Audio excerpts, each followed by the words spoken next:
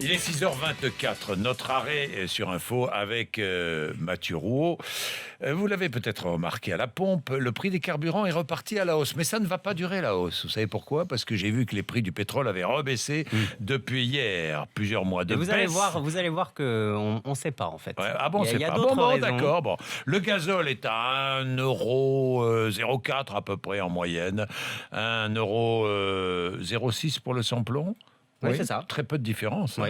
À quoi doit-on cette petite hausse, Mathieu Rouault? Alors, il y a d'abord eu ces dernières semaines une reprise du marché du pétrole. Le prix de vente au baril est légèrement supérieur ces dernières semaines, même si c'est vrai, ça a tendance à rebaisser ces dernières heures, ces derniers jours. Le résultat à la pompe est donc immédiat, entre 1 et 2 centimes de plus par litre, mais il y a une deuxième raison qui date du début de l'année, le rééquilibrage des prix entre le gasoil et l'essence décidé par Ségolène Royal, 1 centime de plus par litre de diesel, et ce n'est que le début. Et puis il y a la contribution climat-énergie, sorte de taxe carbone, qui elle aussi a été augmentée. Faisons un rêve.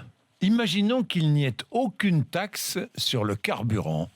Combien paierions-nous notre litre de gazole ou d'essence? 30 € de moins par plein.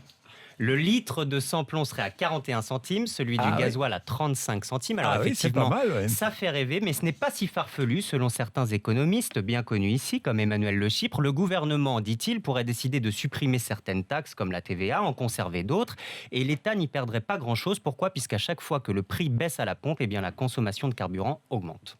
Eh oui, évidemment, évidemment. Allez, militons, tiens, supprimons les taxes sur le carburant. On va voir Alors, pas toutes, hein, le pas ministre du toutes, Budget, à mon avis, ne serait pas tout à fait d'accord.